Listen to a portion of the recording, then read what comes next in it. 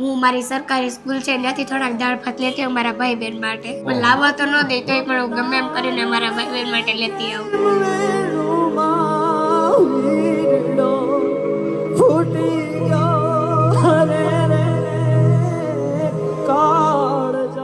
મારા પપ્પાની મારી મમ્મીએ બહુ સેવા કરી, 1 વર્ષ સુધી સેવા કરી, તોય મારા પપ્પા અમારી વચ્ચે નથી।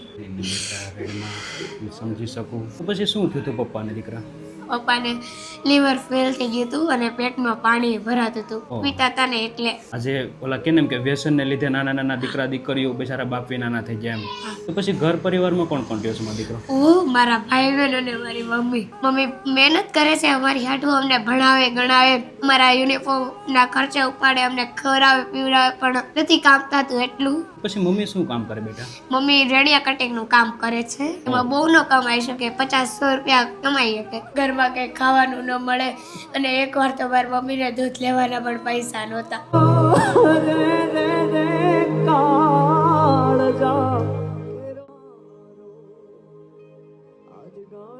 તો પછી તું કેટલામાં ભણે છો બેટા? હું 6ઠું ભણું છું, સરકારીમાં ભણું છું। ના, ભાઈ કેટલામાં ભણે છે બેટા? ભાઈ 4થું ભણે છે, ભાઈ બે જોડવા છે। કઈ વાર પરબ આવે તો અમારે કપડાં લેવાના પણ પૈસા ન હોય, કારણ કે મમ્મી એટલું બધું કામ નથી કરી શકતી। દીકરા રેડમાં હું સમજી શકું, દુઃખ થાય કે આજે કદાચ બાપા હોત તો એ લઈ આપત એમ। તો પછી આમ તમારો દીકરા મૂળ વતન કયું છે? મોટા આગળ તો પછી ગામડે કાંઈ નથી દીકરા? ગામડે કાંઈ નથી। તો પછી શું શું તકલીફો પડે મારો દીકરો? કઈ ખાવાનું ન મળે, ઘરમાં હોય તો ખાવાનું મળે, હવે ભૂખા પણ રહેવું પડે। બેટા રેડમાં હું સમજી શકું, બાપ વિનાનું જીવન ખૂબ મુશ્કેલ છે। હા, સુરું લાગે, પપ્પા નથી એમ જ લાગે, અને મારા પપ્પા હતા તો શાંતિ હતી કે પપ્પા છે એમ। સાચી વાત છે। અત્યારે નથી તો દુઃખ બહુ પડે છે, નથી રહેવાતું અમારાથી પપ્પા વિના। નહીં બેટા રેડમાં હું સમજી શકું। તો પછી કેટલો ટાઈમ થયો દીકરા પપ્પાને? એમ 2-3 મહિના થઈ ગયા છે, ઓફ થયા છે ઈ।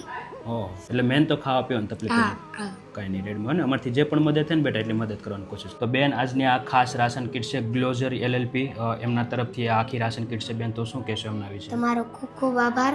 તમે અમને આ કીટ આપી તો હવે અમે શાંતિથી ખાઈ શકશું। તમને માતાજી સુખી રાખે, અમને આવો ને આવો સપોર્ટ કરતા રહેશો, માતાજી તમને સુખી રાખે। થેન્ક યુ બેન, અને થેન્ક યુ સો મચ ગ્લોઝર LLP કે આજે તમારો ખૂબ ખૂબ આભાર કે આજે આ બાપ વિનાના દીકરા દીકરીઓ માટે તમે જે પણ રાશન કીટ મોકલાવી છે, તો થેન્ક યુ સો મચ। ભગવાન માતાજી હંમેશા તમને ખૂબ લાંબુ અને સ્વસ્થ આયુષ્ય આપે, અને બસ તમારી કંપનીને આવી રીતે ઉત્તરોત્તર પ્રગતિ કરાવી પ્રાર્થના। તો બસ પ્રેમ સપોર્ટ આપતા રહેજો અને રીલને વધુ શેર કરજો।